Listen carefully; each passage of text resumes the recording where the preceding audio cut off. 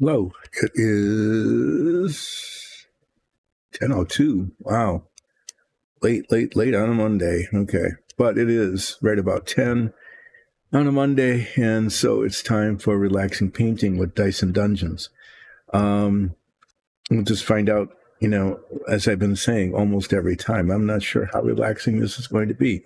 And I don't, because we're doing, as it says there on the little thing, what we're painting, it says corrective surgery on the Savoia S.21. And if you were watching Friday's stream, you would know why that needs to be done.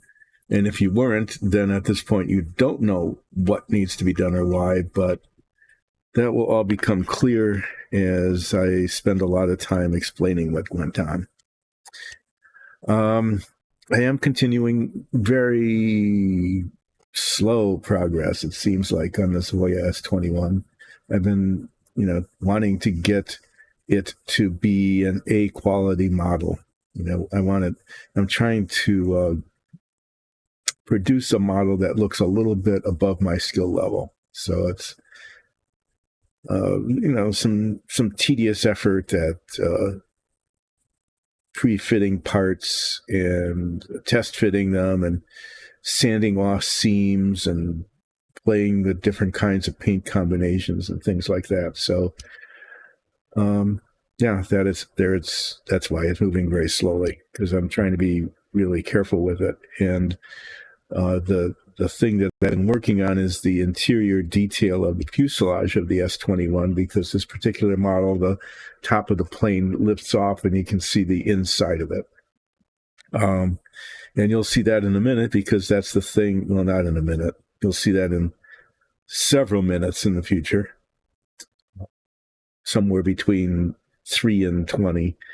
I'm guessing that'll be the range of about when, as I show you what progress has been made and what needs to be done. The other thing I worked on was the engine. This has now got 4 pieces on it. Okay, it's put together. It looks like I pretty successfully filled in the little creases and stuff. This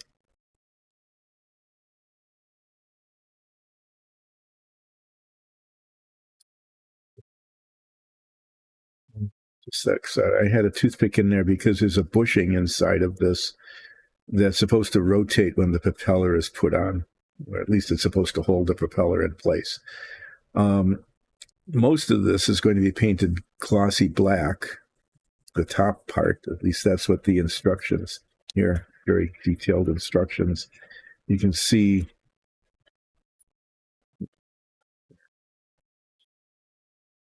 you can see what parts are going to be black and what parts are silver, and there's silver underneath, behind the black. They look like exhaust ports, but the exhaust is actually up here. Those might be air intakes. I'm not really sure. And then the rest is painted various shades of metallic. I'm going to be painting it duraluminum and either a lighter or a darker one. I haven't decided which to bring out some of the detail, like these little fins. I was going to spray paint this entire thing glossy black. I was planning to do that because then, I wouldn't have to do multiple coats and so on. And I even tested the different paints to make sure they would adhere, and they do. They adhere to the glossy black. But what I'm concerned about is if I spray paint this glossy black and then paint with the silver, right? And the silvery colors anyway, the metallics. And then I get that where I don't want it, which is quite possible because I have to get the metallic colors. Show you with a toothpick. It has to get in here. Okay. It looks like this ridge thing here stays black, at least up here. Why doesn't this look like that?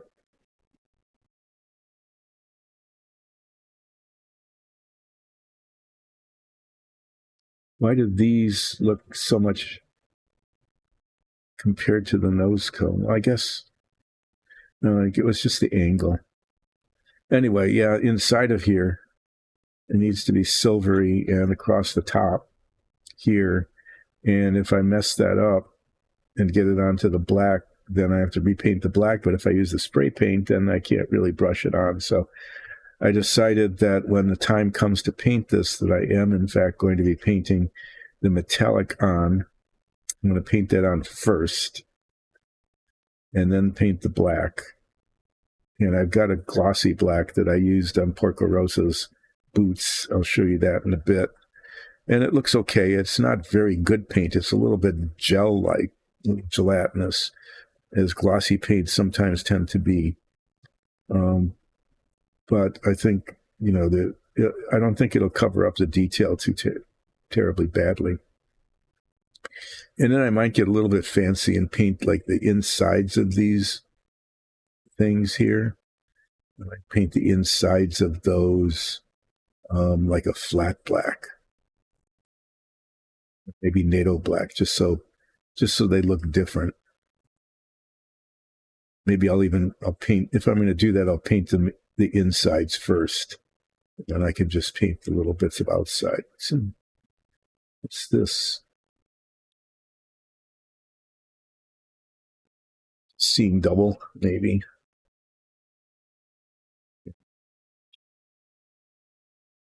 These don't have a trifocal thing, so I can't see close up with the glasses. I can see close up without glasses. I can't see far away without glasses. Anyway, yes, I'm saying anyway again. Many anyways. This will be ready to paint the next time I stream, which will be Friday. I'm not going to be streaming Wednesday because of the New Year holiday. So I'm going to put this in the box of parts. Here's some other little bits that hang onto the back of the engine. They attach here. I'm going to actually attach those before I paint them because there's nothing to hold on to. But once they're attached, then I can paint them, putting them in here so that they don't get lost. This box, this I don't need anymore. I'm just going to, now it's gone. That. And then this box is going to be replaced with a different box.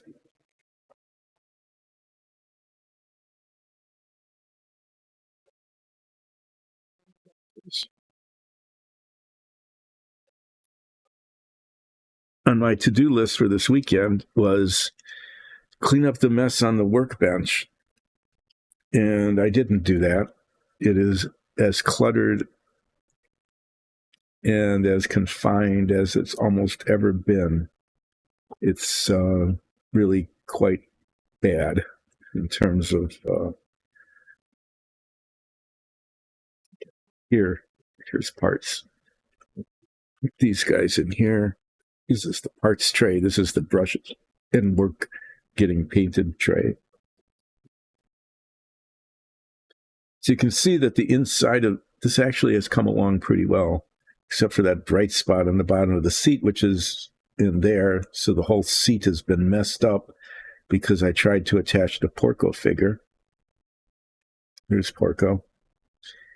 In looking at it now, it looks okay. It's not too bad. Under magnification, it isn't so great, but looking at it this way, this is the glossy black that I put on his boots, and that should work okay. But he looks okay in his seat, but what happened was, this is what I need to be working on today. If you look here, right there, see this horizontal line? That's one of the pieces of the cage, one of the wooden pieces. There's a piece that sticks up above it there, and it's on both sides. You can see it on the other side too, and it's molded in on both sides. It looks like it's it's supposed to be there. That's what it looks like it's supposed to be there. But Um, it isn't supposed to be there. Why they molded it on there, now it wasn't where the sprue was attached or anything. Okay. Why that extra plastic is there, I don't know. But I like quadruple checked. Okay. Here's the instructions for the assembly of this, including detail on the side. And you can see that it's not there, and it's not there, and it's not there, and it's not there. It's just not anywhere in the instructions. And then I said, well, okay, maybe the instruction illustration was wrong. I better check what does a completed model look like? And this is what it looks like. And it's not there either. In fact, what there is there, if you look at it really closely, you can see where it used to be. It used to. There's a little, they didn't sand that off completely when they painted it. So what I need to do, after very carefully, oh yeah, and it keeps the Porco model from sitting in the seat. Doesn't fit because these things impinge on it and push him off. Fortunately, what I decided to do was just very temporarily attach the fore and aft verticals, I'll call them, and then attach the sides and just built the cage in place so that it was lined up right. Oh, hi. We do print our 3D miniatures ourselves. In fact, I'm going to show some to you as soon as I take this off. This is not attached, so I can take it off. And what I need to do is cut off these bits and sand it down and repaint it, and then reattach this. And it's fragile, and I'm not sure how this. I really don't know how this is going to go, but they need to come off. But question about printing our miniatures. There are 3D printers behind me. Those are in fact new ones. They just arrived a couple of weeks ago, and they replaced the old ones. But there's also a rosin printer across the hall, and I'll just show you some of the things that we printed and subsequently painted. But we've been printing our own minifigs and dungeon tiles for our Dungeons and Dragons show now for over a year. And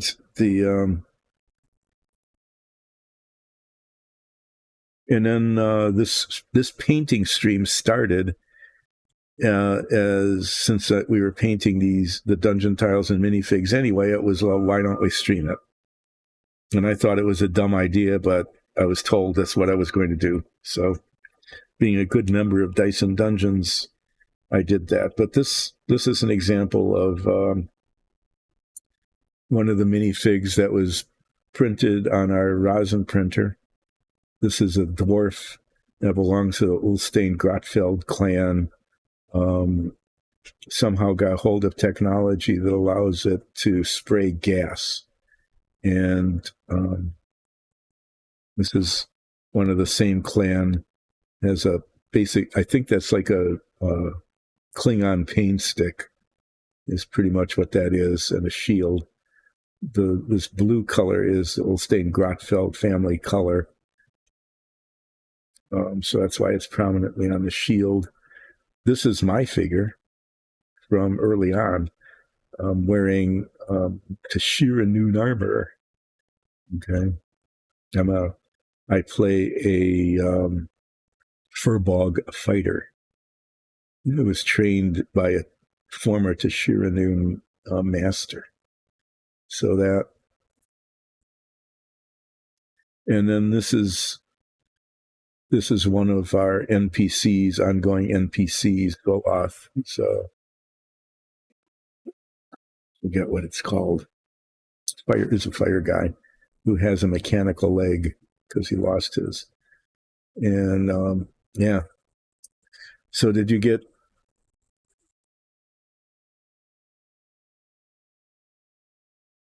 Yeah. Am I making the miniatures? No. Our DM, Alexis, our dungeon mistress, is the one who actually gets these printed. I paint them like these on the stream. So they come to me raw plastic, and then I prime them and then spend some time on the stream here painting them. And yeah, and as a Christmas gift, I'm just putting them away here, sort of away. Uh, as a Christmas gift on this new printer, just to test it out, I was given a giant size uh, model of my character. This is me. This is actually the same as the character that just shows up in the show. Okay, just blown up. The 1, 2, 3. It's like 4 times the size of the minifig that I play in the show. But I'll get to paint this guy sometime after the new year. Okay, I'll be painting this, and then it'll be on my desk. It'll be a display model.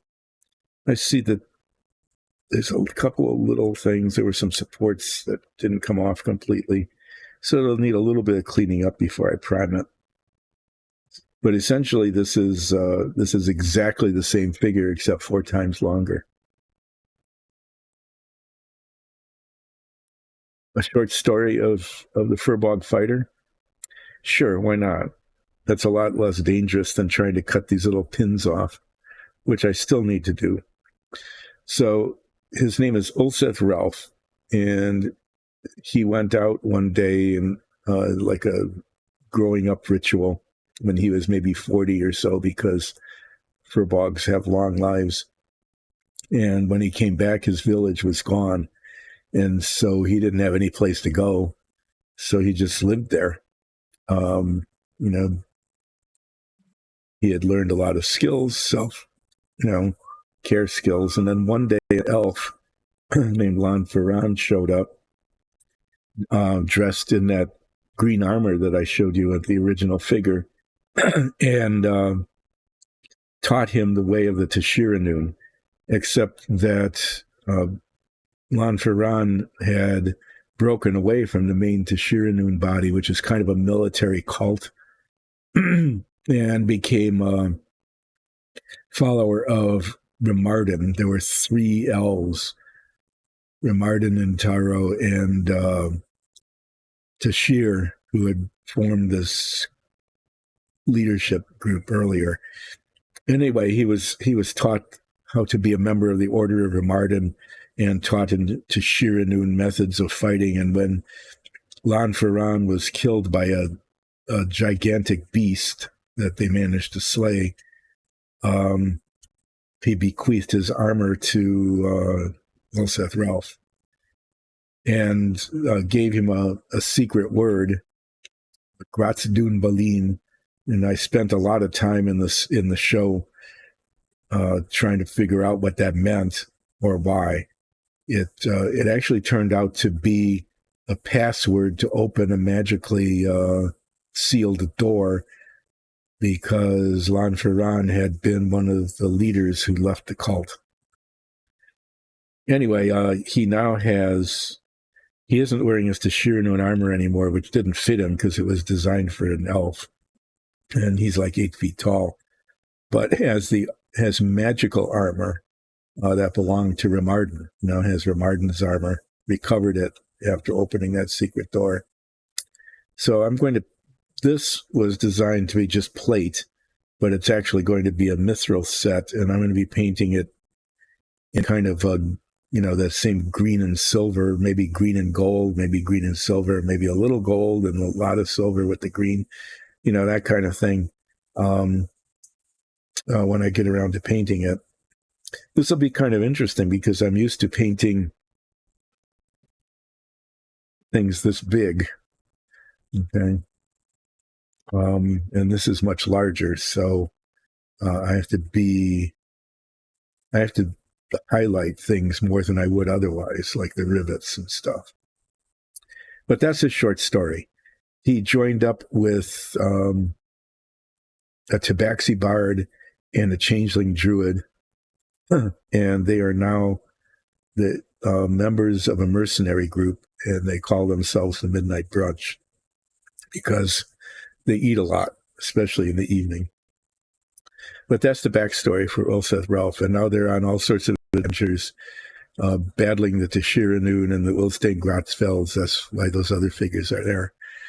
So sometime next year, which is going to be soon, I'll be taking some time and painting that figure. The task du jour. Oh yeah, I'm going to be ending early today. I should mention that. I'm planning to end about noon today, or maybe a little bit earlier. Oh, thank you for the follow. I really appreciate that. Yes, I might end up a little earlier today, and I will not be streaming Wednesday because of New Year's Day. Okay, I need to take these little prongs off without breaking this, and it's pretty fragile. So I'm going to try a few things. They're fairly large, which makes filing and sanding them down. It would take a long time. I've got this little saw, this wonderful little saw. I'm going to try, if I can, what I'd like to do, and I can't, what I'd really like to be able to do, let me get what I need here.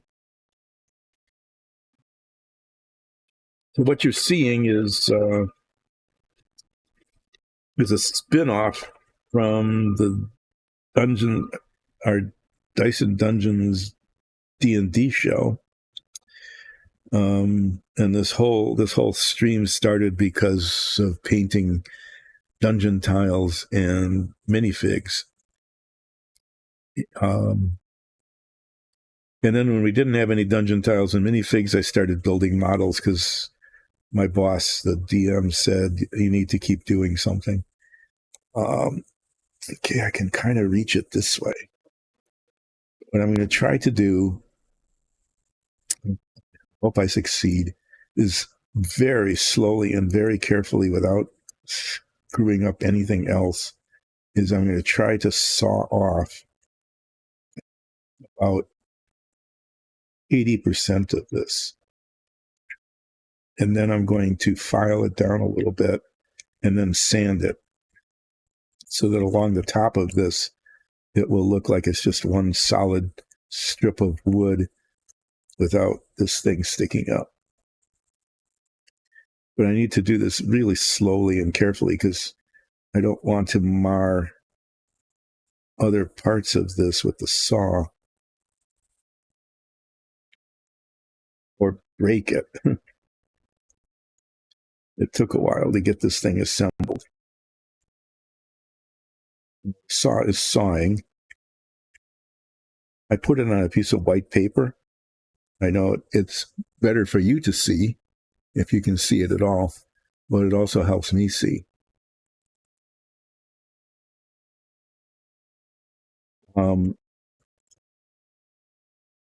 So because the stream was set up to be painting dungeon tiles and minifigs, I am not a master modeler. In fact, I hadn't worked on models once. I lied, twice, 2 models since I was in high school.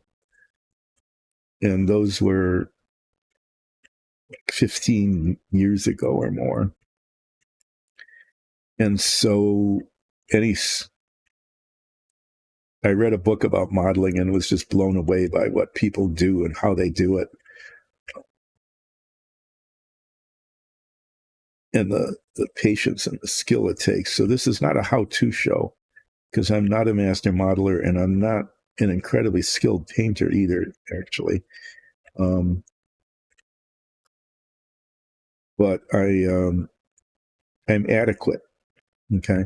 I'm an adequate modeler and I'm an adequate painter, which is probably okay because if you're watching this stream, then you could say, I could do that too. And you could, because, um, if you can see things close up and have sort of a steady hand and even a limited budget, this is a low budget show in low budget in terms of the materials and things I use. Um, you can do things as well as I'm doing them, which is okay. I, there, that came off. Now, there's not too much left. We should be able to do that. This side, being purely right-handed, I'm not sure. Guess I can get to it like this. Can't grip it though.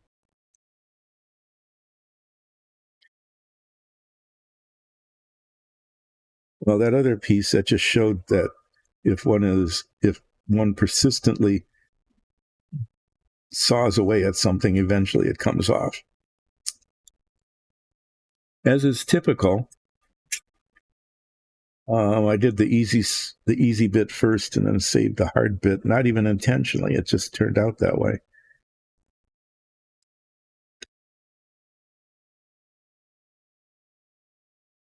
Being ambidextrous would be really good.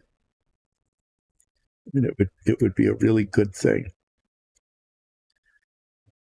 Then I could turn this the way I did the first one and do it left-handed.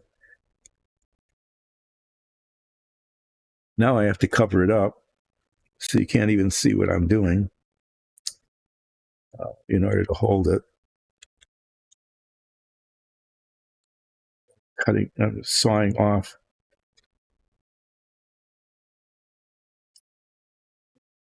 Messing up the other things that I don't want to touch.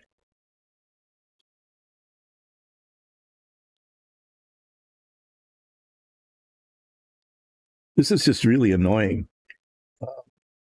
And I guess I have to say it's largely my fault, but that these things were even on there is baffling to me. I don't understand why those protrusions were there, because they're just pointless. And then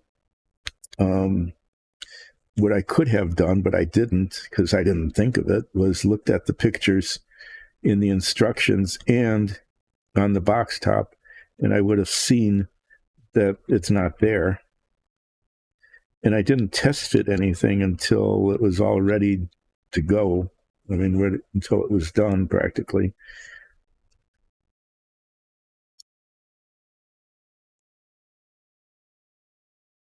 So I could have done this prep work when it was just this, the raw piece before I did anything else on it.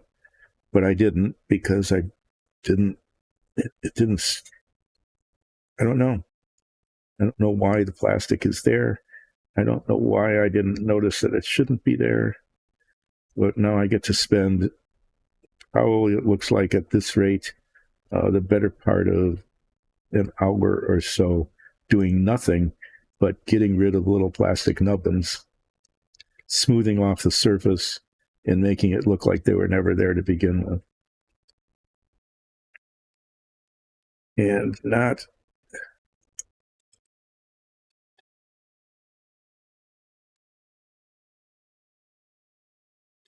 Yeah. Is this saw better than anything else? Yes, it is, but it's still...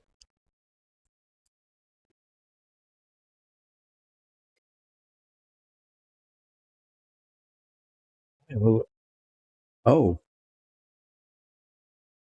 Happy New Year to you, too. I will. I'll let everybody know. Thanks so much for dropping in. I really appreciate your ongoing support. I will not be here Wednesday because of that New Year, and then I'll be back on Friday.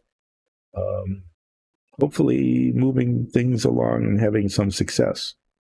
But thanks for dropping in. I appreciate that. Have a good holiday, and I hope you recover quickly on the 1st.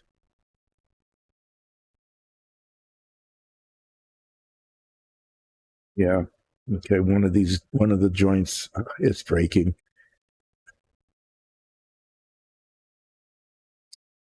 I have to reattach all of this. There's infinitesimally small little contact points here. I mean, just really, really tiny contact points. And you can see how, how it's possible to mess this up.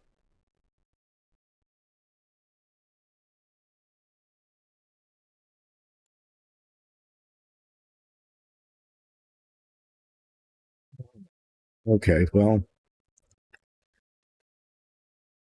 it looks like what I'm doing is pretty much I'm just starting over. There we go. Pieces came apart.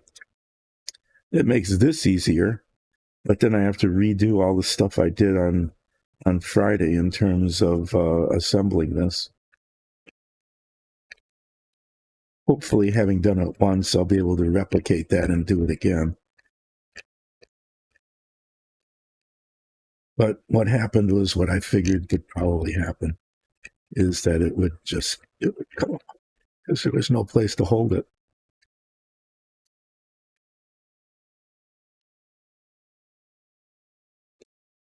All right.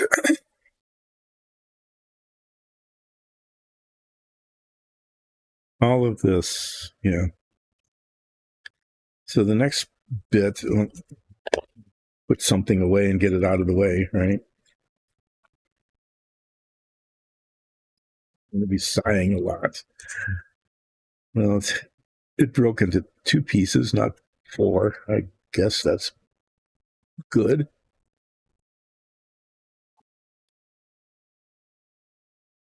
One thing I did discover, which was good news, was that once this is in place, it's possible to install the Porco figure through the top of it.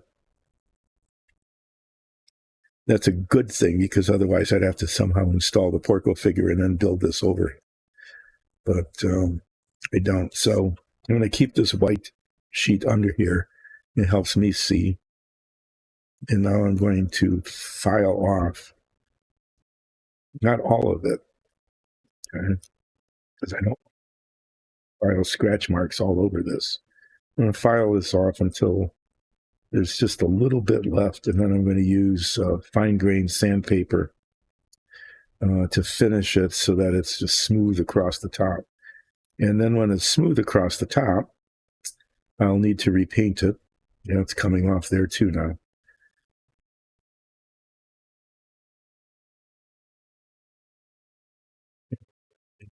After the paint dries, the base coat, I'll need to wash it.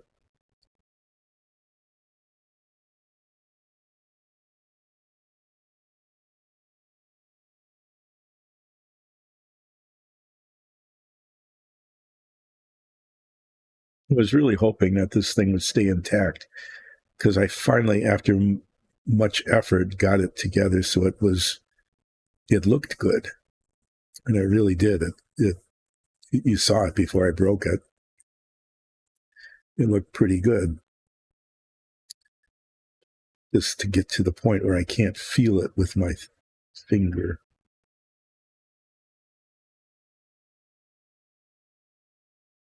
I might just, go ahead and file it down and then just polish it at the end because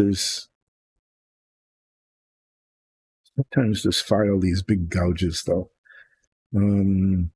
That's as far as I'm going to go with the file.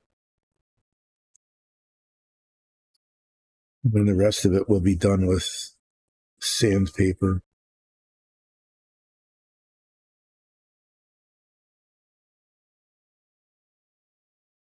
This is so what happened here is I've lost an entire day of modeling because of these little prongs on the top that shouldn't have been there but were there, and I didn't understand why they weren't supposed to be there and do something about it when I prepped these pieces when they first came off the trees, the sprues. So now the assembly that I did is now disassembled, and I have to try to replicate that, somehow. I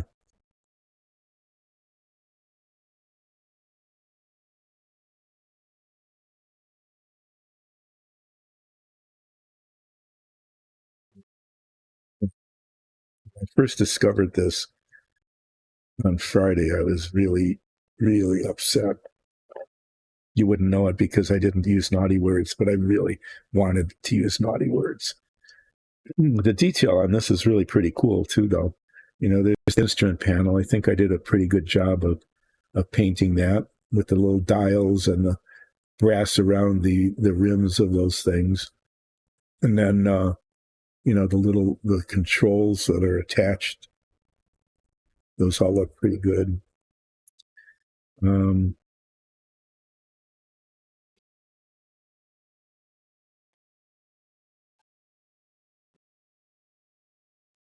I'm going to try this stuff. This is pretty fine grained, but it should be, it should be, it should work.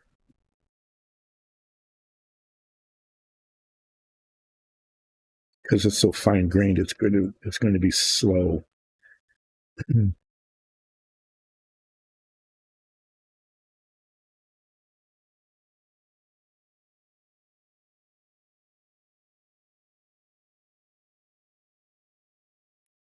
But I don't have anything else to do, and you don't if you're listening to this, other than watch me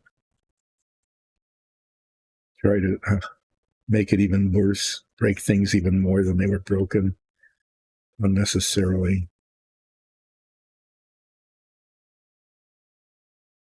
And when this is done, then it should look, when it gets to the point where I can't feel it anymore, feel that little bump, then it should look like it was just a solid piece of wood without any interruption.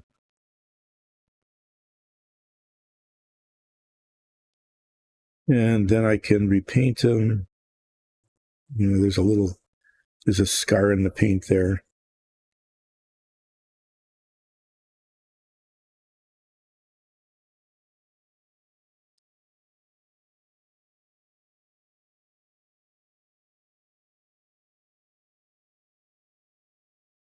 And then put it back together.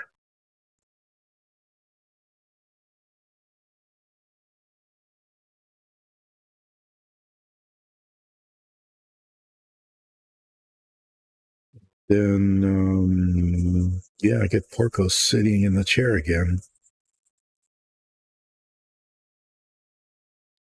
I was told that Porco looks kind of cartoonish. I didn't do any washing or shading or anything on him. But then I told myself that's just fine because he is a cartoon.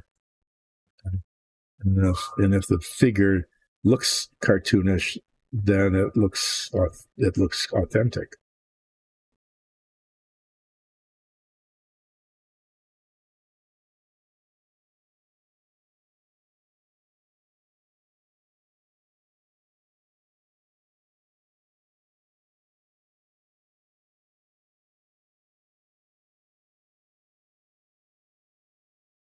Still feel a little bit there, even though I can't really see it.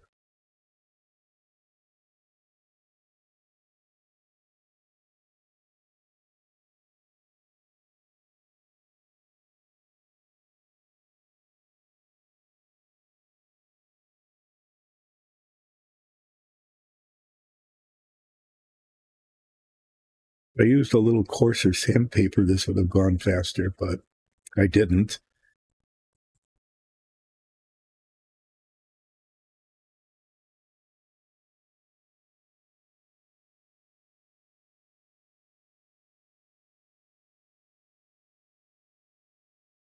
Yeah, I will. It's just taking forever.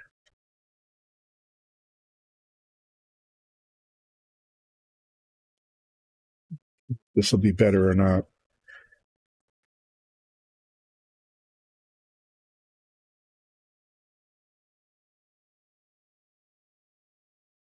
There's just a tiny bit left there. That's not, it's not giving up.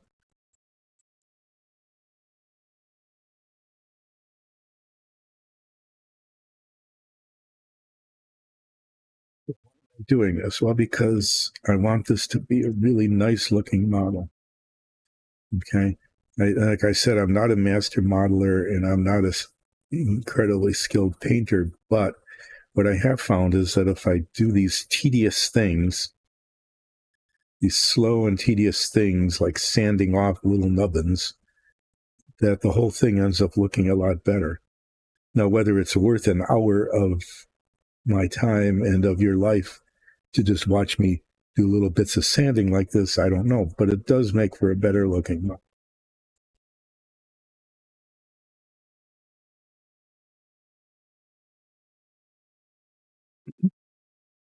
But it's just annoying to me to have to do something like this that could have been done much more easily before I painted any of this or much less assembled it.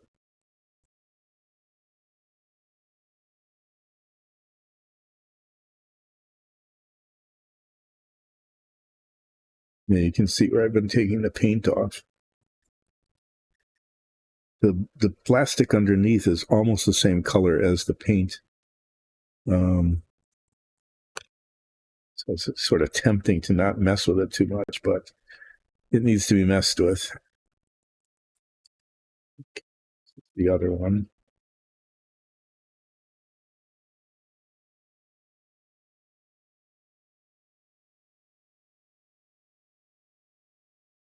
Get to do the same sort of this is taking a while, what a pain kind of thing. So I continue to break it.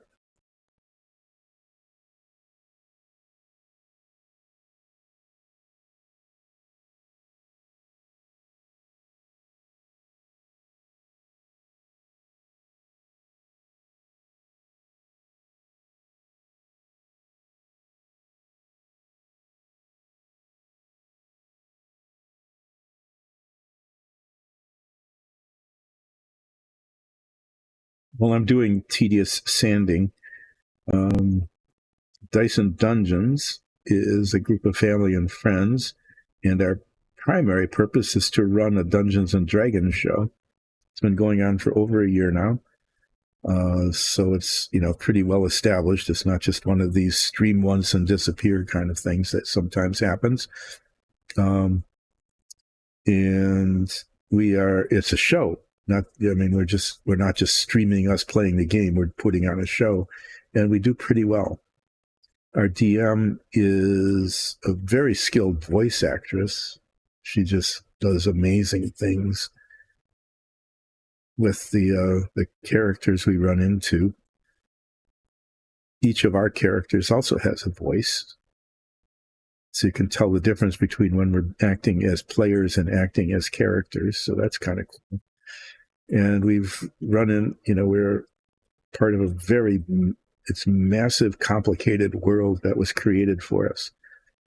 And we spend a fair amount of time, doing all sorts of fun things. We do a lot of shopping, especially food. And there's nothing more exciting than getting into a magic shop. And especially going through the discount bin in the magic shop. Every shop has to have a discount bin. And so our DM lets us do that. And sometimes we get really, really cool things like I've got a pair of socks that leaves a trail of chewed gum on the ground behind me. Why? Well, because no one would buy it, and that's why it was in the discount bin. It's just, so there it is. Okay,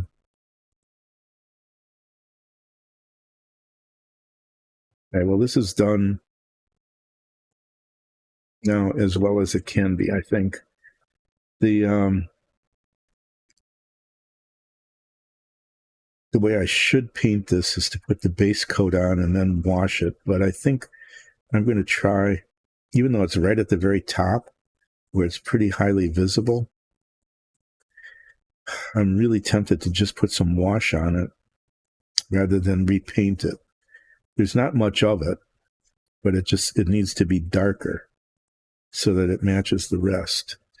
I'm going to try that, because if I paint it, the paint's just going to go everywhere, and I think I can control the wash a little better. I use a tiny brush and a tiny bit of wash.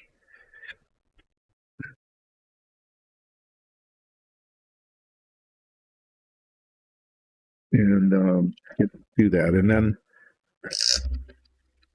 wash takes a while to dry.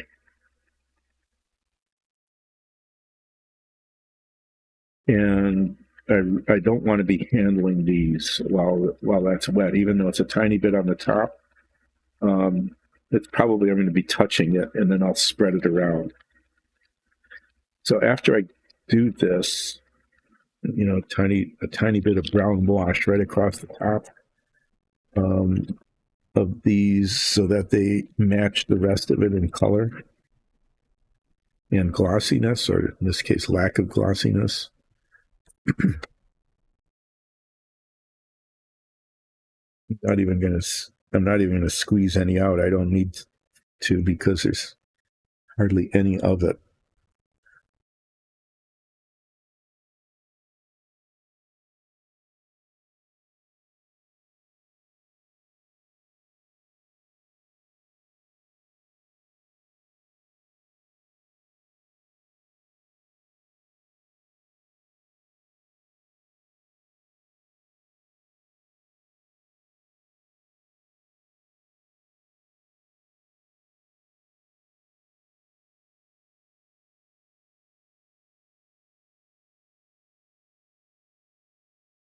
It's going to work.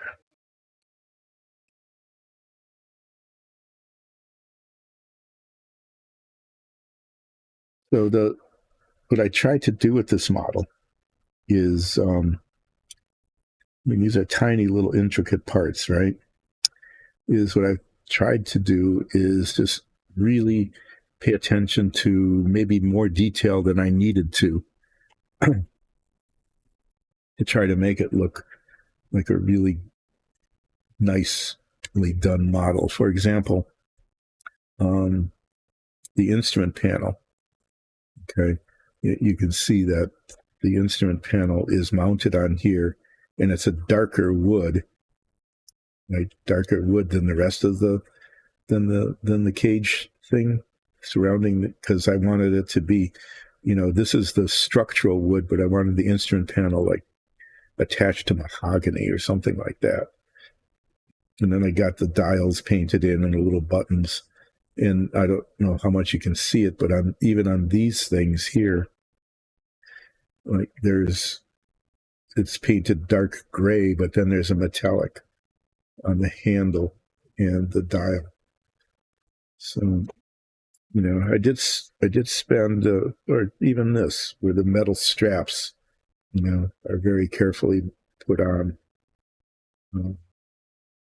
And this one you can see a little better, where there's a metallic around where this thing moves back and forth, and then the metallic on the shaft of the thing that moves is actually a different shade as well.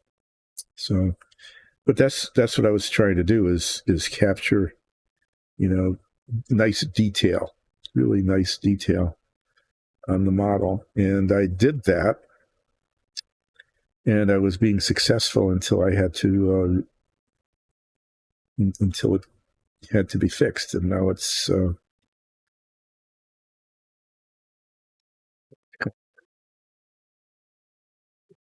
I need a little bit more wash on that. There it is. I just saw like a little bright spot. Okay, as I rotated it, this happens with some frequency. Is that rotating something, things that looked okay, then suddenly don't.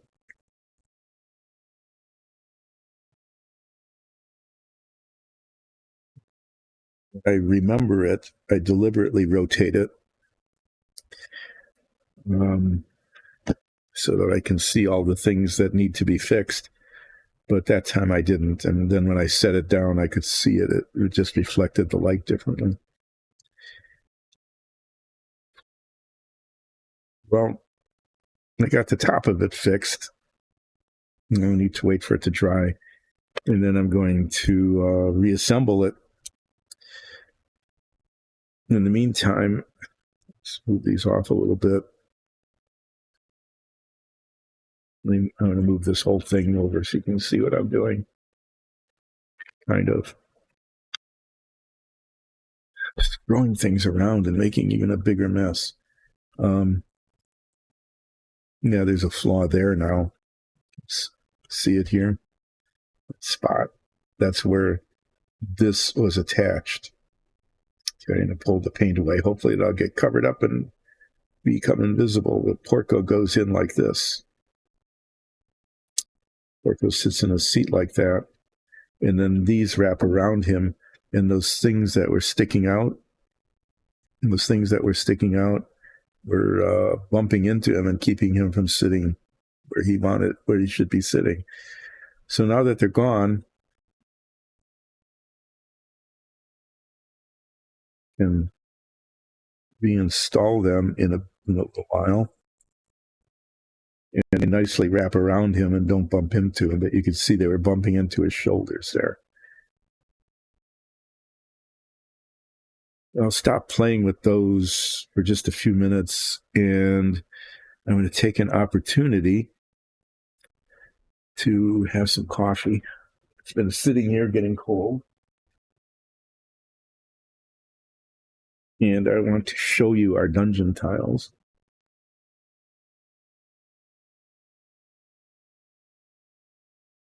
We have a Dyson Dungeons logo mug.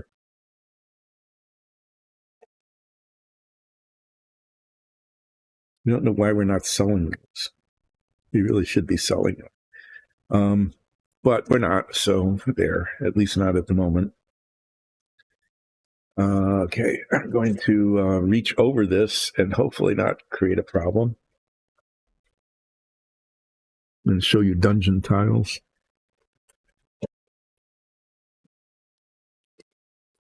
These are samples of the kind of things that we use in our show. Yeah. And they're over there, and I just bang stuff around. There we are. Very, very carefully realign everything, right? They're sort of realigned. Yeah, whatever.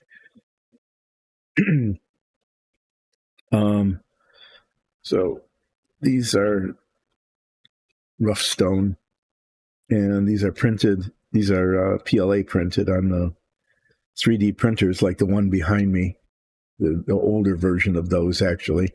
And then this stream started watching me paint them gray, and then getting a smaller brush and painting in the detail blocks, and then usually a dark gray wash over the whole thing to make them look weathered.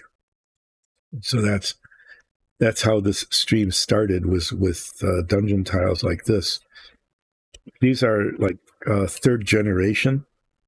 The original ones, the wall and the base were printed separately, and we had to epoxy them together. And so I had a whole assembly line I even made a jig that this could go into to keep it vertical, 90 degrees. Okay. And it was messy. Got epoxy all over everything. And sometimes they didn't line up very well. But our DM said, well, maybe I can whatever it is, the process of redesigning the print, and she made it so that the wall and the floor were just one solid piece, which is really good. I mean, they're very sturdy now. Don't have to worry about the walls breaking off of the floors. Not all the tiles are like this. Some are just floor pieces. Some are corners. Okay, some are inside corners. So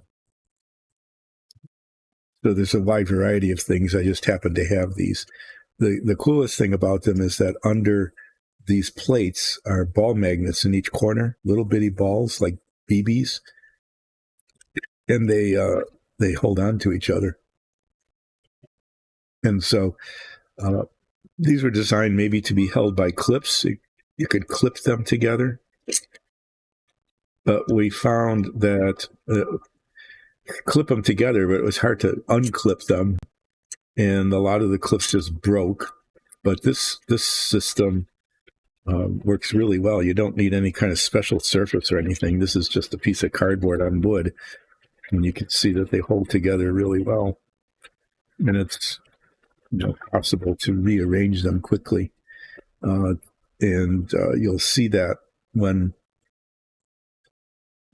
dungeon tiles show up on our stream again, which will be, I think, relatively soon because we're getting into a battle. You'll see this in action. In fact, these are so much fun to do that at one point the DM created a mimic dungeon. We went in and battled power sources for the dungeon, and when we destroyed one, she just rearranged the whole thing, just boom, really quickly like that, because it was possible to do that with these. So those are the stone ones. These are my favorite. These take a little bit longer to prepare, but they're printed the same way. Okay, on the 3D printer, they're made to look like wood with a stucco wall. And so the process here, there's an extra. It's just a little bit harder to paint them.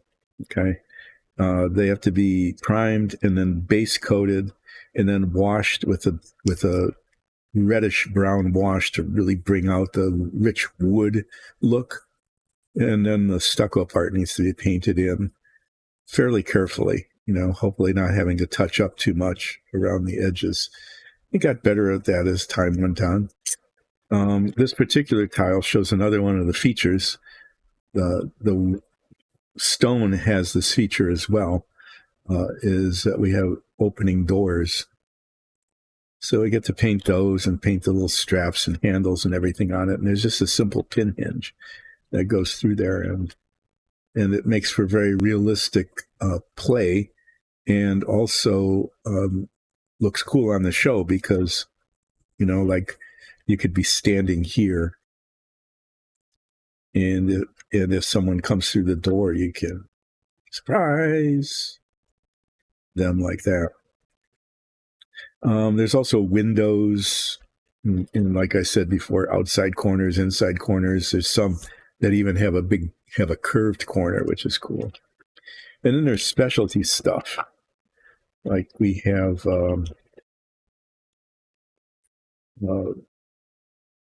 fire mage thing, and cut stone, and this sigil here, the fire sigil, is actually part of the print. It's printed right on and then hand painted. I made up the color scheme. I think it came out pretty well with the flames and the copper and the brass highlighting. And the same thing with the cauldron, the fire cauldron in the middle. That's printed right on and then painted as well. And then we have these little things. So the fire mage says, "Fire appear," or whatever they say, and there. Now you can tell there's actually fire there, instead of having to imagine that maybe there's fire there. And we have a gas cloud like that, and some other things that can be done. I think the plan is eventually we could have all four elements with different sigils and different things in the middle for air, water, fire, and earth. And then there's this. I'm explaining all of this while I'm waiting for the paint to dry so I can reassemble that. This looks like just a regular rough stone dungeon tile. It has the same magnet features, okay, that all of the rest of them do. But in this case, let me just use one of these. as an example. And as you're walking along, da da da da da da da, in the show and actually in the game, if this is oriented correctly, like this. Okay, so you couldn't see the back of this. Okay, it was like, well, I'm sorry, you didn't check for traps. And what one can do is rotate this. There's now, you can see now there's a brass plate on the other side of the wall, and you just got burned by a trap or a gas cloud trap or something like that. So there.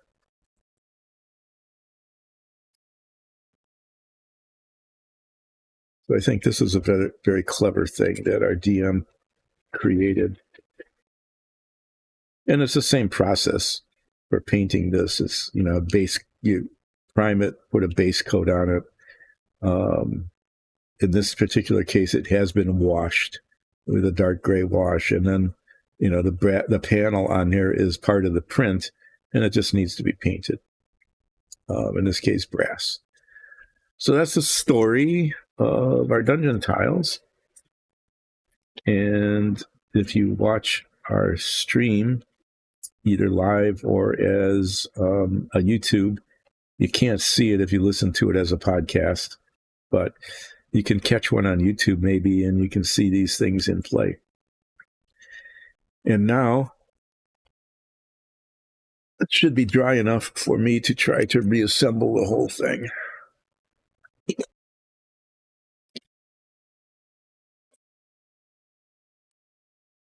Not looking forward to doing this. It's really a pain in the butt.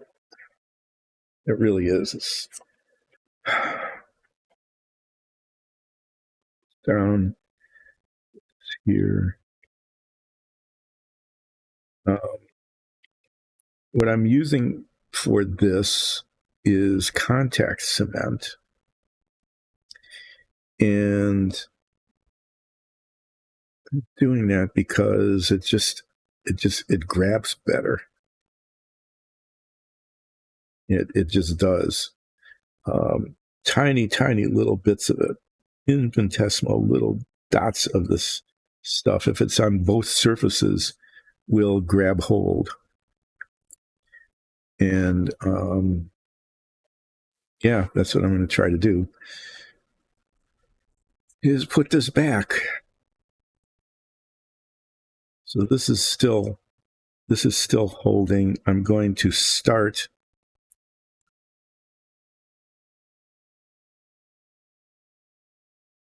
with the back, because that has to be in a fixed location. There's a little notch here on the bottom and a little notch there where this fits in. So I'm going to start by attaching this to the bottom.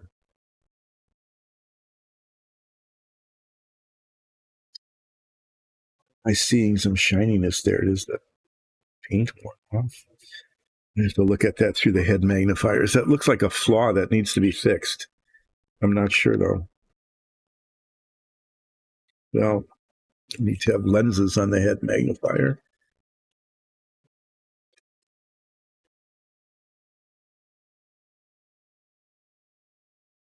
This is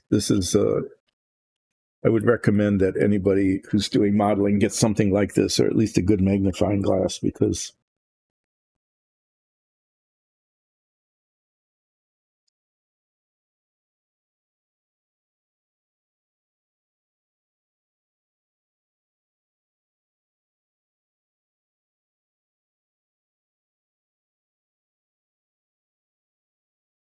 not dirt. I need to do a little bit of touch up on that.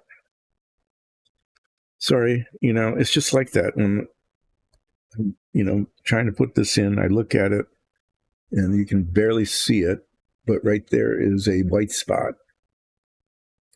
And that white spot means that some of the paint is somehow not on there. I don't know. But then, it's like I need to take 5 minutes to find the paint, stir it up, grab a brush, get a dot. You saw that. It's like not even a pinhead, it's a pinpoint. But it's obvious. I can see it because it's white against black, white against dark gray anyway. And it can't be there.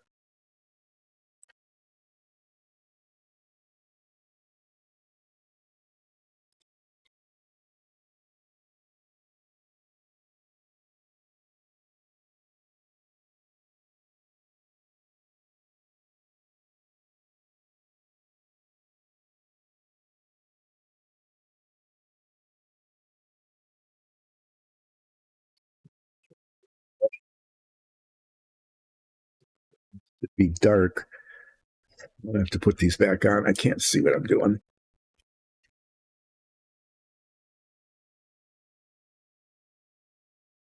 Yeah, this is one of the reasons why this thing is taking so long, is that I see a pinpoint,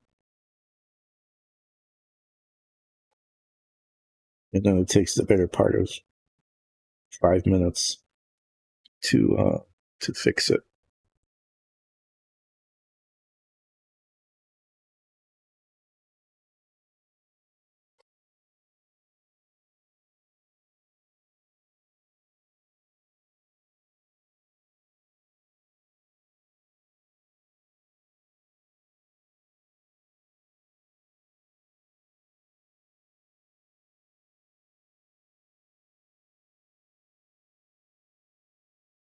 Sometimes these things turn out just to be a piece of dust.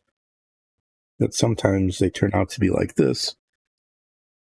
And I'm seeing another one, and for some reason, disappearing. Okay. This model has some incredibly fine detail molded into it. Like these metal straps here. At the ends are rivets. And, somebody who is incredibly compulsive would actually paint the rivet heads a different color. But I came close to doing that, but then no. That would turn out to be badly, because then the paint would run all over the place, and then I'd have to repaint it. It would take 3 iterations, and then no one would even know they were there, other than me.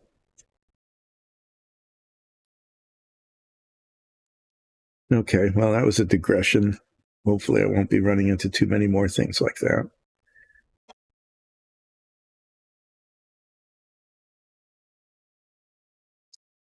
Okay. So you think this toothpick, has a pretty fine point, but it doesn't compared to what I need.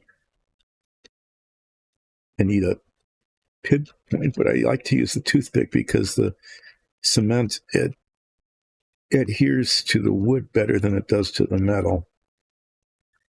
I'm going to sharpen this to a very fine point so that I can get infinitesimally small spots of that contact cement on the surface where I want it.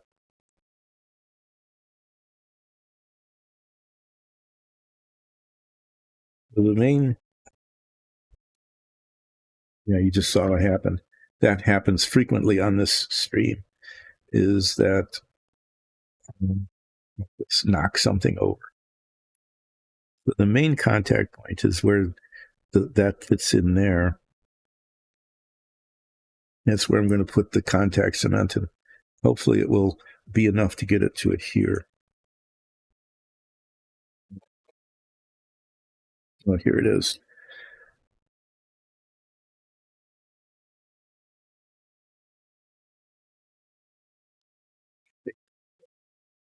Making it well.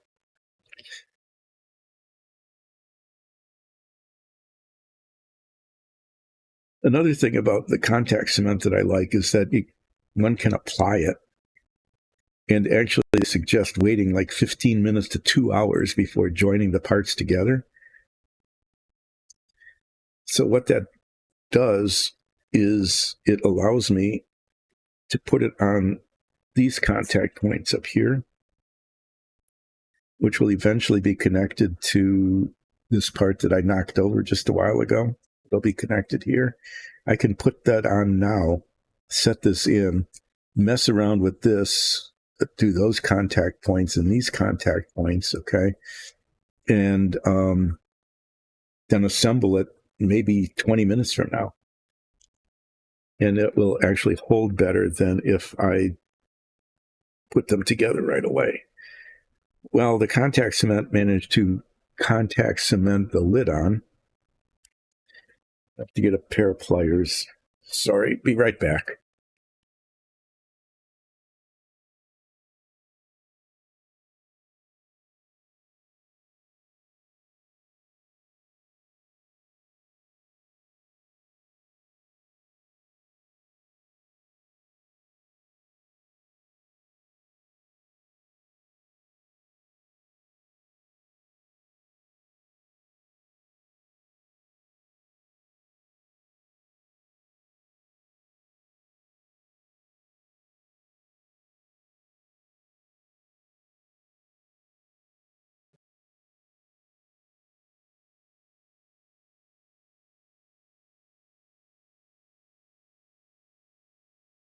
Pliers are always something, right? Always something.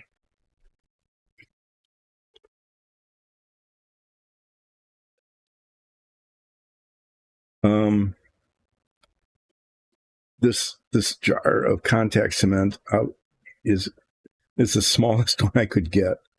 Okay, because this isn't from a modeling store. This is from a hardware store. Because this is made for, doing things like that.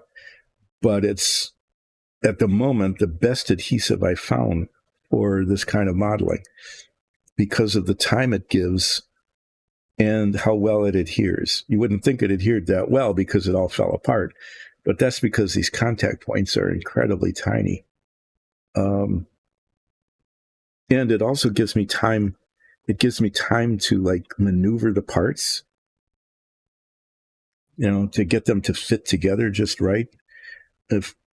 That's why the reason I don't use super glues, cyanoacrylates, because that would require me to get the parts in exactly the right position, exactly the first, immediately.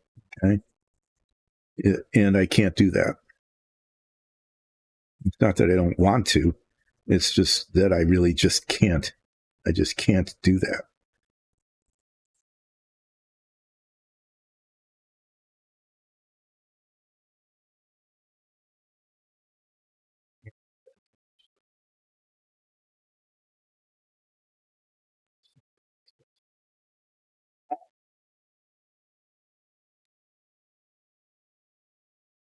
Get it on the future contact points.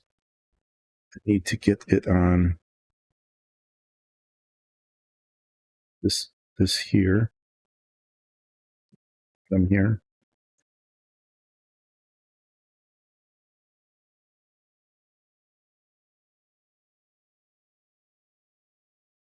And the equivalent at the bottom here.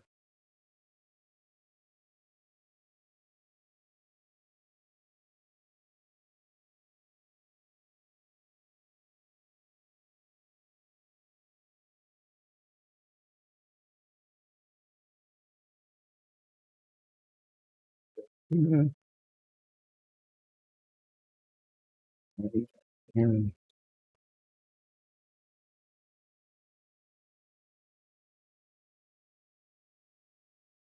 And then kind of the same thing here.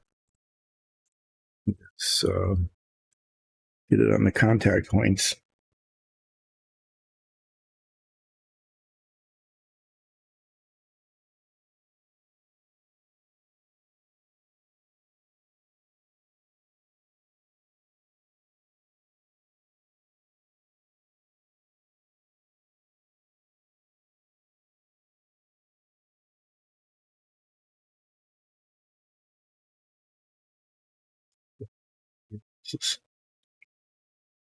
I don't like that. I don't like trying to get stuff in little spots like that, but Need to try.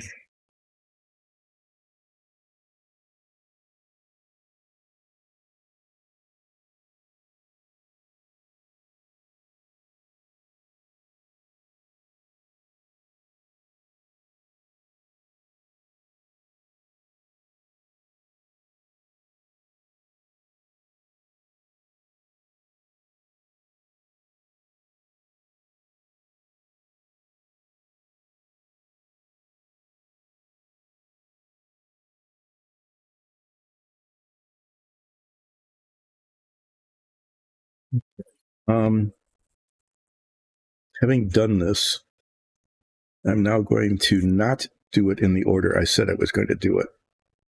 I'm going to put the front one in first. Do that because I don't have any way to set it down.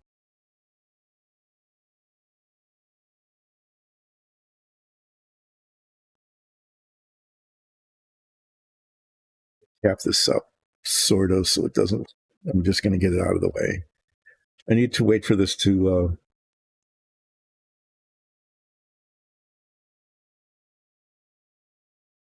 Hi, Enforcer. It doesn't feel like Monday? Well, to me, it does. I am having a Monday. I'm reassembling this after having disassembled it in order to fix some serious problems with the plastic. I need to somehow get these parts all back to the way they're supposed to be.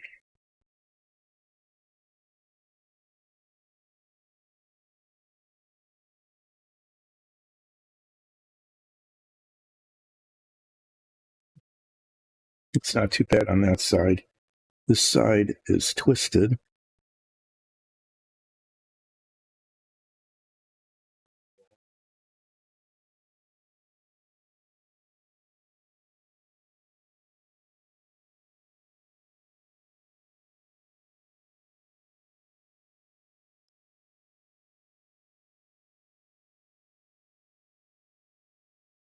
This is, as you can see, I can adjust these parts. I don't know if you can see that I'm adjusting the parts, but I am adjusting the parts because the cement doesn't grab immediately like super glue would, which is why I don't use super glue, because it would do that.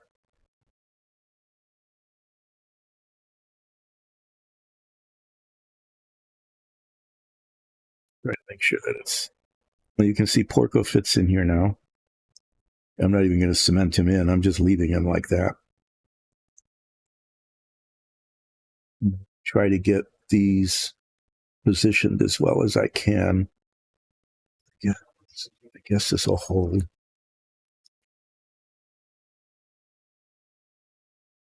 The slats are lined up pretty well. These are lined up pretty well.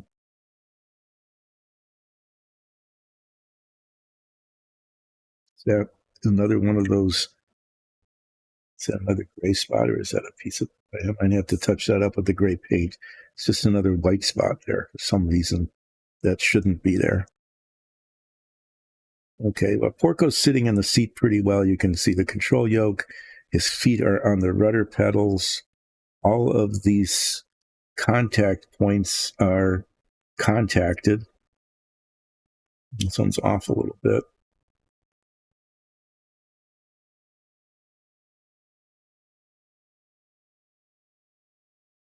No, it's just long.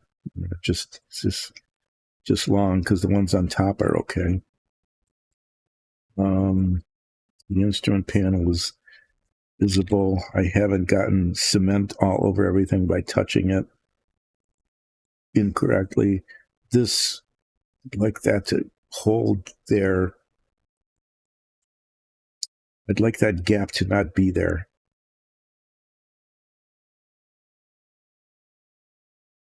Well, it is. Front and back. It's just the way it is.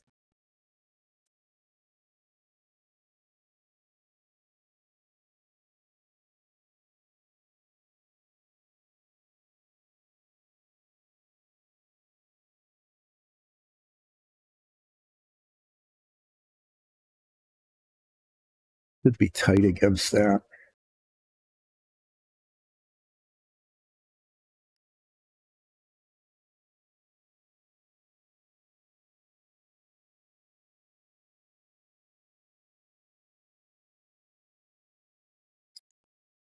Oh, I can get that any better without messing it up. I don't know if you can see what I'm talking about. Oh, hi. Oh, you didn't have to do jury duty. That's really good.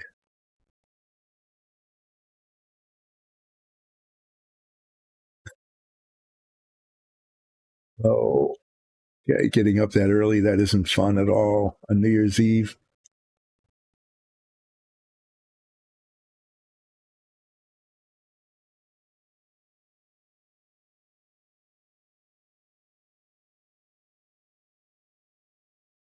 No, that was one of those unfortunate drama situations, was it?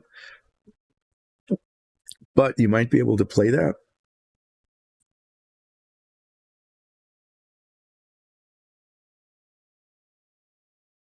That sounds pretty fascinating. Sounds like you spent a good deal of time um, thinking that through.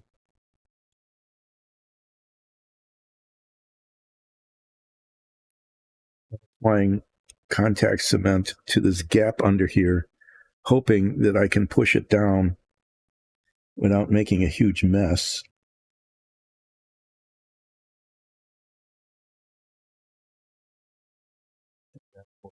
Hold it down and let that set just a little bit before making contact. Hopefully that will help it adhere. Then push it down and see if I can't get it to rest correctly. Okay, while I'm waiting for that, that's another good thing. The chain, okay. I'm going to clean off. There's just cement all over the top, the rim of this. That's just a mess. Makes a mess, and then the cap sticks. And, well, anyway, this is something for me to do that hopefully I won't like lose my grip and have this go flying. But I need to clean this off so that I can close it and open it again later. And then I will push down the cage to see if I can't get rid of that gap that shouldn't be there between the cage and the bottom of the fuselage.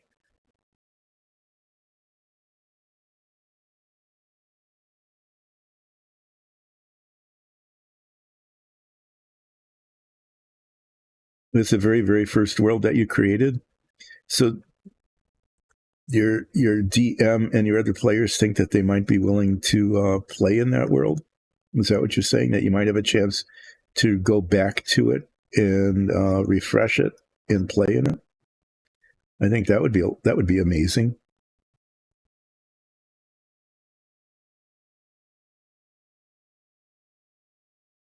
Secret 11th, but the middle is where the crater was.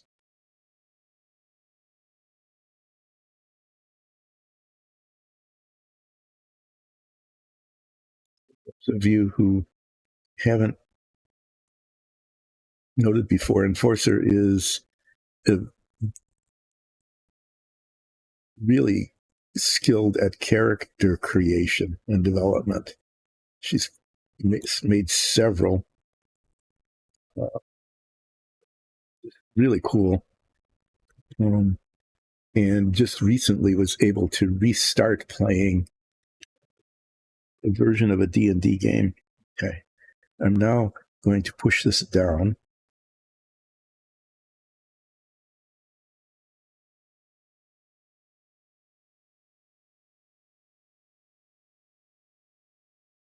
Not sure, right?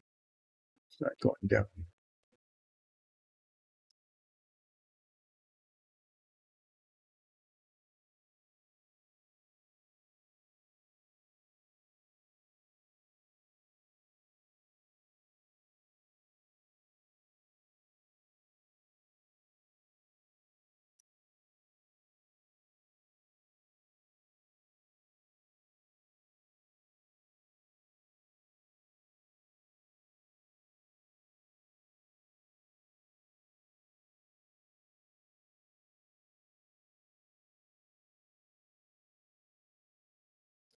I really hate to put like a rubber band around that or something, but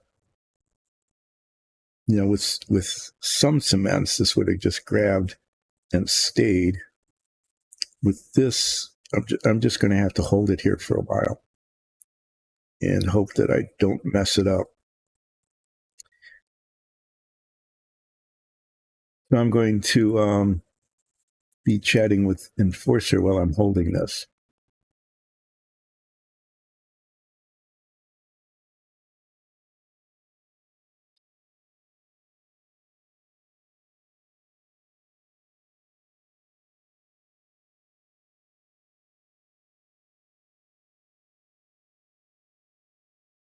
Sky World. Okay.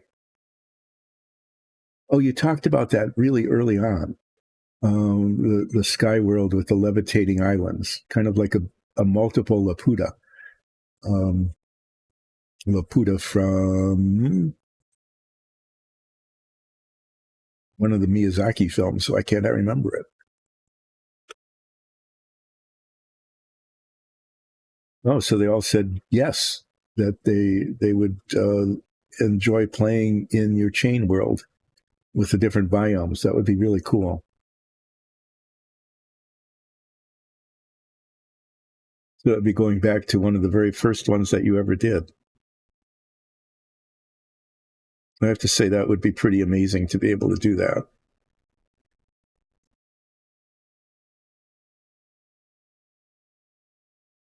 It does hold eventually. It's much better. It's much better now. But I need to continue holding it. It's just going to be that way. So I will continue to hold it. Boring, just holding something in place that shouldn't have to be held like this, but I do because that's how it is. But anyway, you can see anyway. I haven't said anyway very much this stream. I'm trying not to say anyway as much. That's not going to be a New Year's resolution. To not say anyway as much. My New Year's resolution is to try to keep my work surface clean because it is just a disaster. Just everything that's ever been used by anybody is just set out here and there's no space anywhere. This paper towel is about as big as it gets.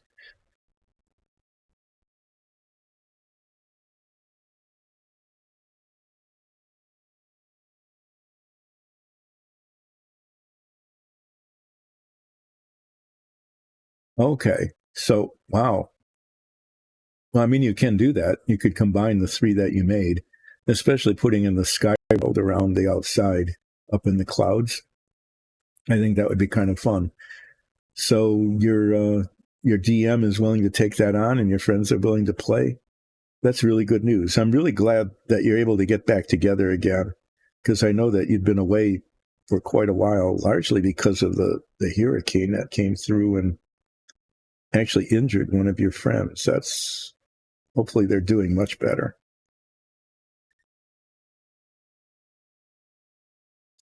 This needs to have like constant pressure on it, but I can't put a weight on it. It's just too fragile. I can't put a rubber band around it. I probably could, but it would be a bad idea. I guess I'll just keep holding it for a while. I've got half an hour, and I'm not really going to accomplish anything more today other than getting this put together. I could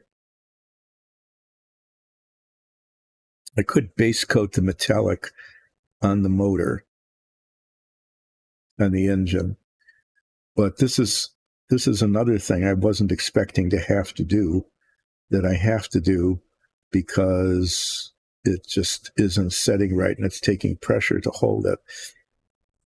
If I'd used some of the other cement, it would be holding now, but then I wouldn't. I probably should have.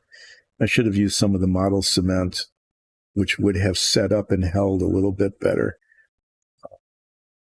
But I had the contact cement out, so that's what I was using.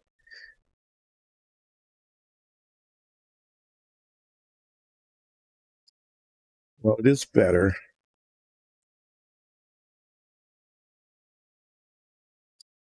I can see.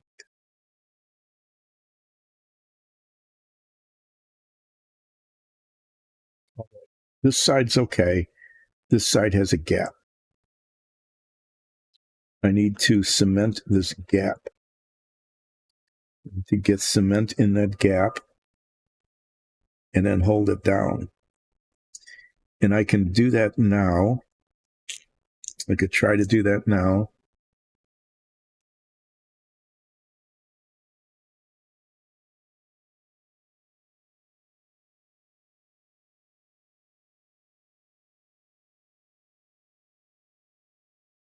Okay, number 2 is important about the procrastination, because what would be really cool is if you could finish something this year in 2025. You get so creative that you start something and then think of something else, and that becomes pretty exciting, and so you tend maybe to jump over to that. But if you consistent in your work and getting on with it and finishing it, because I think I'd like to hear about something that you finished. I'm going to use this cement. It's got this pinpoint applicator that doesn't exactly pinpoint. So I'm try to get it in using either a needle or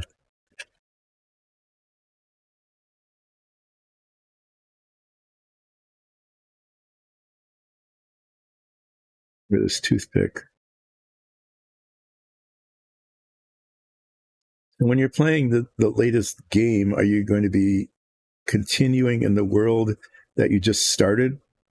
You know, you're like 2 or 3 sessions into it. Are you going to continue with that? Or are you going to try to like introduce one of your worlds? Just curious about that. And what I'm going to be doing here is breaking that. I just broke off another piece. I want to get the cement in the gap here.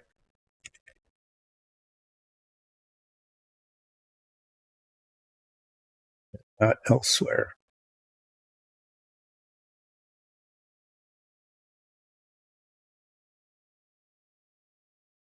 Okay. This particular stuff is also sort of a contact cement, but it's supposed to grip more quickly. I'm going to have to repaint some of that because it's going to show a gloss. So I'm going to just hold this now. And then this broke off. Now I'm going to try to not mess with it. Just need to hold this now for the next, 10 minutes or so. So while I'm holding this, I'm going to talk with Enforcer.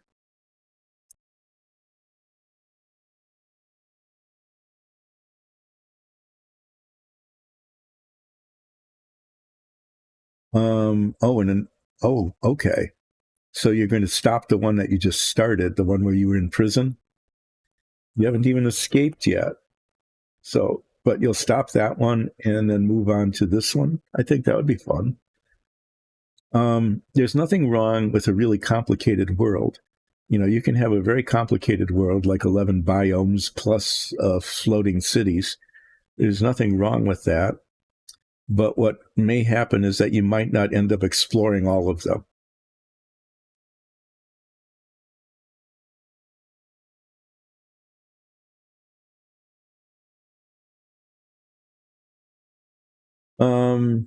Yeah. But the second world, if you hadn't really completed that, maybe you could just combine the first and the third. But if you do make a complicated world like that, like I said, there's nothing wrong with that.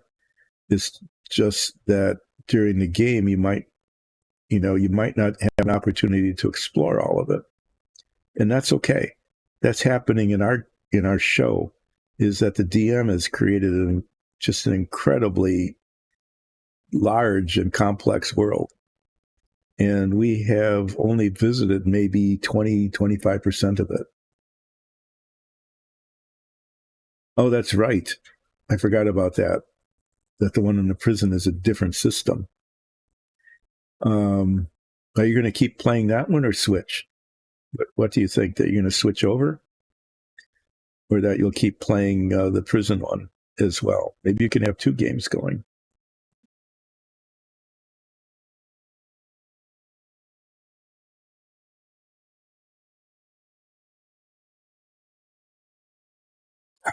This is just not.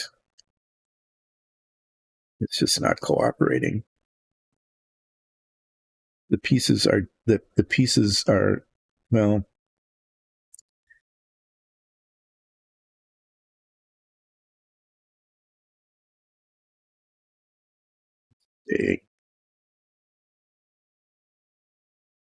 Here, I have an idea. This might work.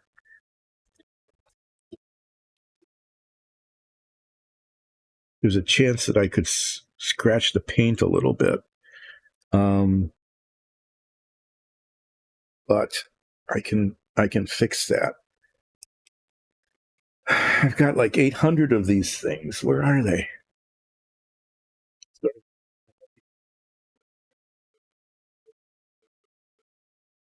I've got a billion of them. I mean, literally, I've got 100. I bought a big box of them. I can't find any of them. Where did my compatriots who use this space put them? Oh my goodness. Okay, I'm being annoyed. Here I am being annoyed because I can't find the alligator clips, of which I've got 50.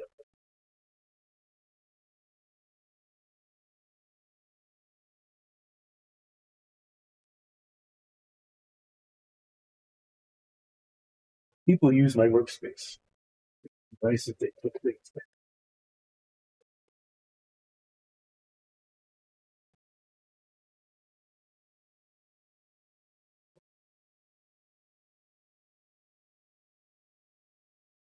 Seriously.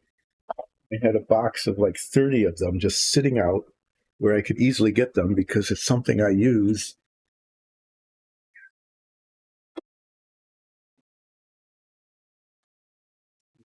Just immensely annoying. Found some. I don't know what I'm doing with the keyboard here.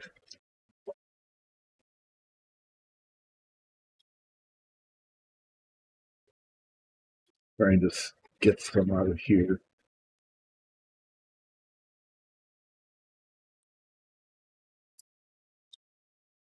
Nothing is working all of a sudden. Sorry, I'm away.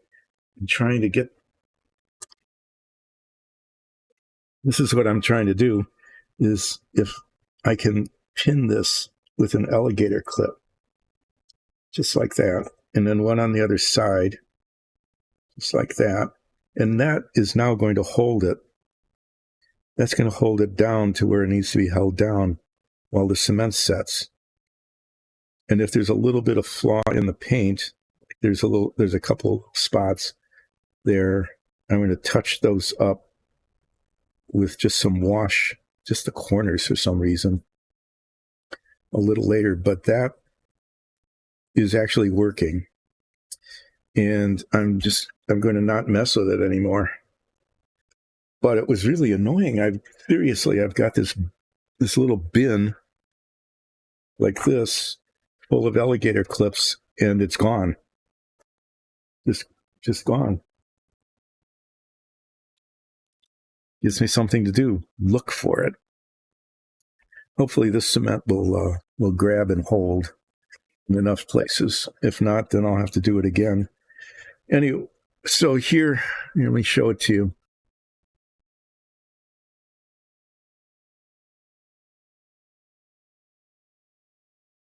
Well, it does make sense that they'd all be special because you created them that way.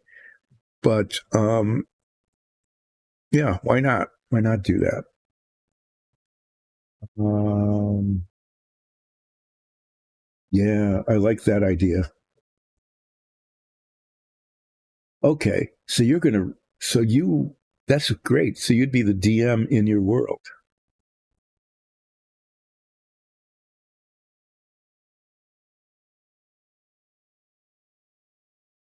So why is it artificial?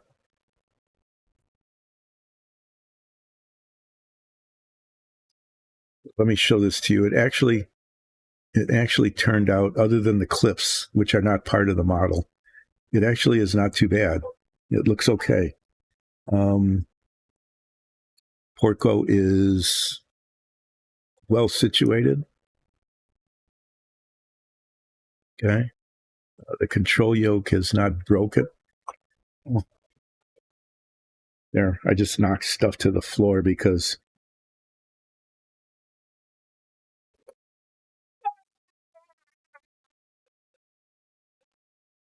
it was just just trying to move things. I didn't clear it up. Um, what can I say? Oh no, this isn't good. Okay, this really isn't. It's twisted. You can't really see it that much, but this is like a 64th of an inch off.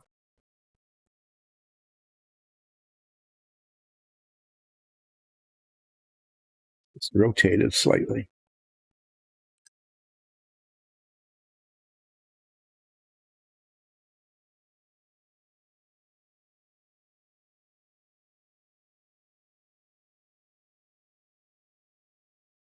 What's going on upstairs?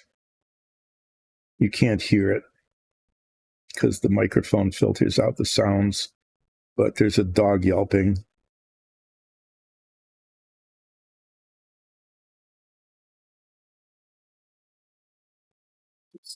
Just these little micro adjustments, right? That I just noticed as I was rotating this.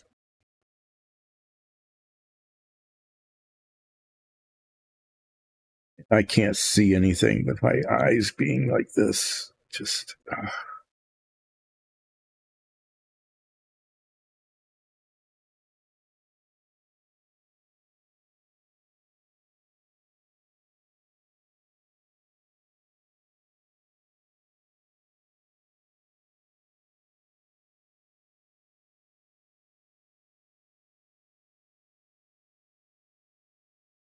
need more light here. Sorry, sorry, I'm not paying attention um to your recent post. I'm having a problem here that it's like infinitesimally small, but it's just annoying to me because it's so close. It's so close to just being right, and it's just not. And it just needs to, like, this side needs to go forward a little bit.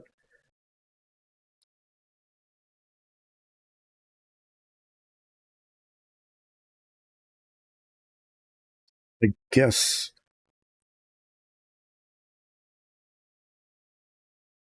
it's okay. I'll reclip this so that it grabs as much as it can. Clipping this is a good idea. It seems to be working.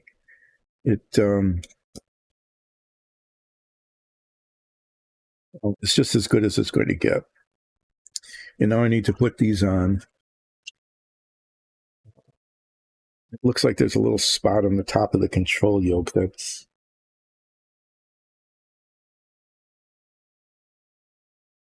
just a reflection.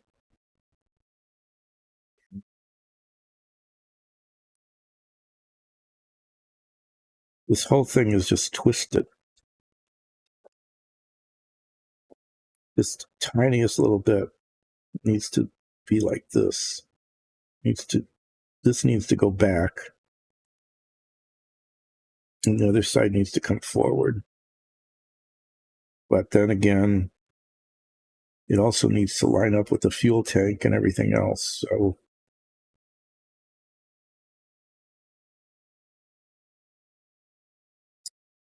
I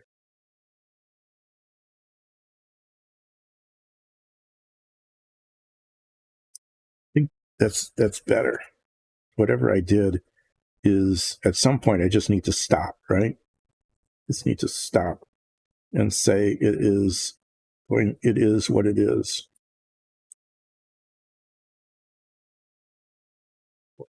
Stood up. Yep.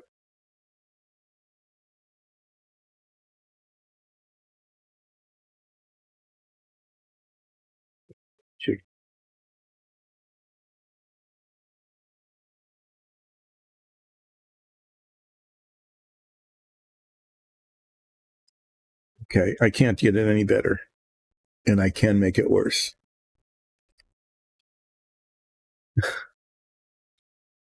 That's a really good idea. I'm going to be finishing at noon today, so I'm only going to go a few more minutes. But I wanted that to line up, and I wanted these clips to work, and the clips are working, and it's from the top. It looks fine. All the pieces are in place. There's some little touching up, little paint spots here, just tiny bits of them that I need to work on. And then I have to decide whether I'm going to try to re-adhere this. Why am I showing you my head magnifiers? This machine gun is loose, and I have to decide whether I'm going to try to remount that or not.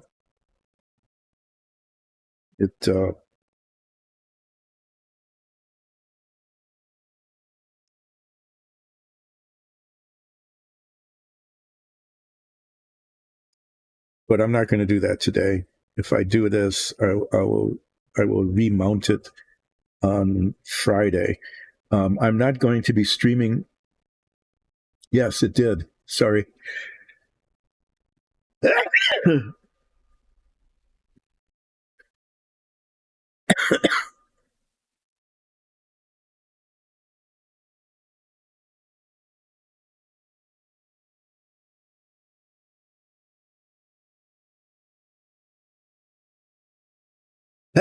Excuse me. I remember you talking about the crystals in one of our conversations quite some time ago, and it sounded really pretty fascinating about how you incorporated that into the world that you were creating.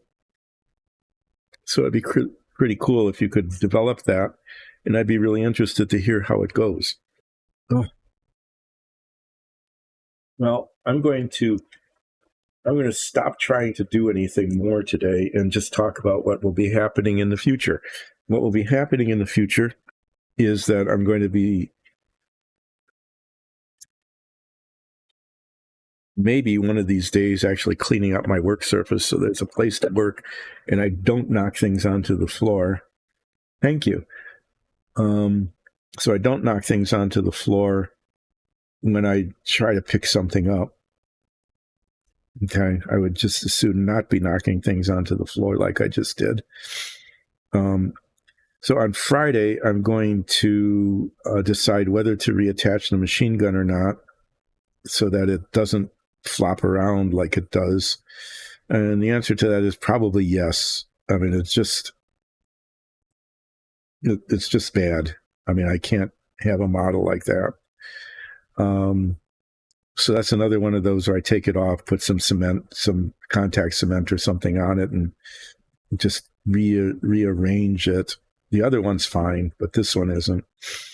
Do some paint touch up, little bits of paint touch up around the edges of this. I think it's a dust particle. Yeah. Mainly with the wash. So this came out okay. It's not perfect. Okay. It's like a tenth of a millimeter off from being perfect. But you probably can't really see that. It's really a shame. You know, you can't see the control surfaces that I spent so much time painting because Porco's in the way. There's a an issue with Porco's scarf there. I meant to fix that. I don't know if you can see it. It's just, there's this little spot right here, right there, that doesn't look right. Does Porco come out?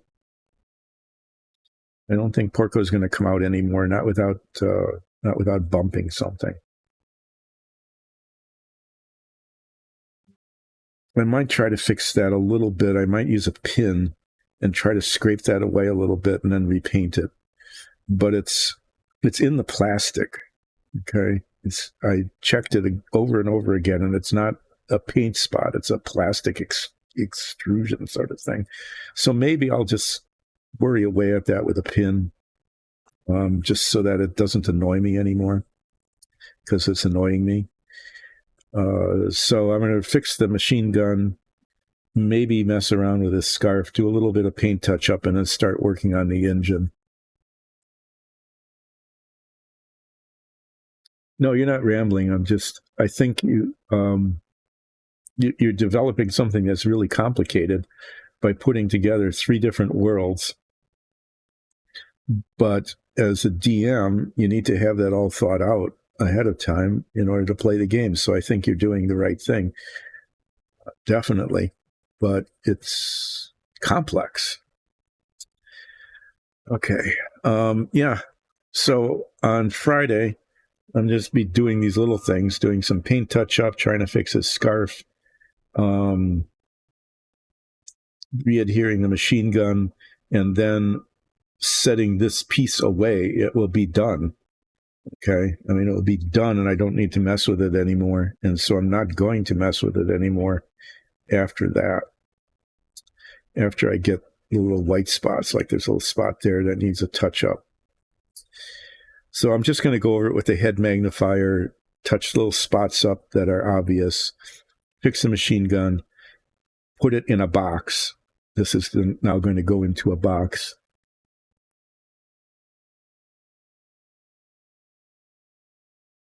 Yeah, you do like making things complicated. And it's really good in the construction of your world to have all of those complications. You're going to be tempted to throw them all at the players early, kind of at one thing. So you're going to have to be a patient as a DM in not getting things too complicated too quickly for your players. But I want to thank you for, that was just dirt. That's good. I want to thank you for dropping in. I'm going to be ending soon because I am going to be traveling. I'll be gone until Thursday, so I'll be back for the stream on Friday doing the things I said I was going to do, hopefully. Hopefully nothing more will break or get screwed up or have to be redone.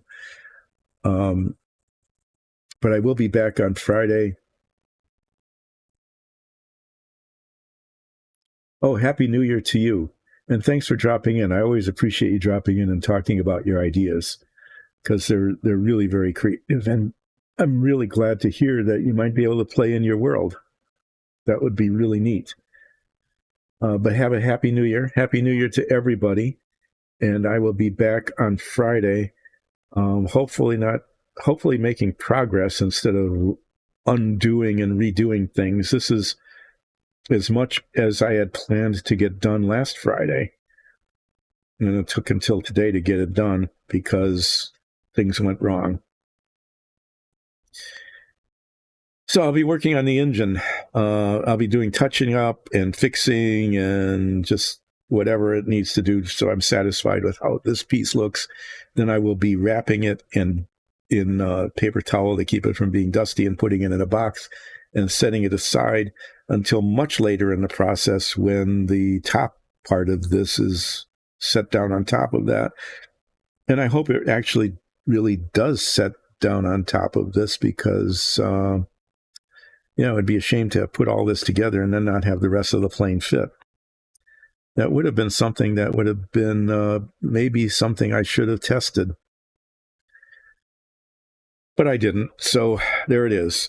There's the inside of Porco Rosso Savoia S.21.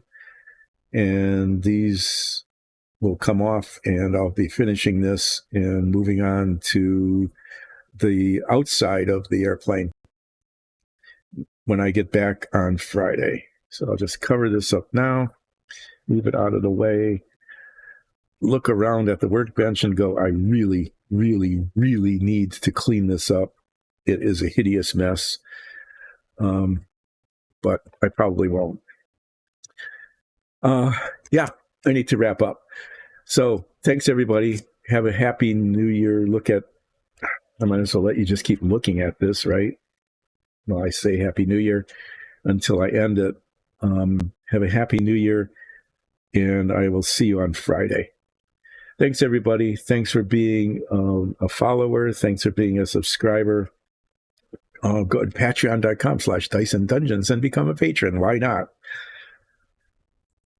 See you Friday.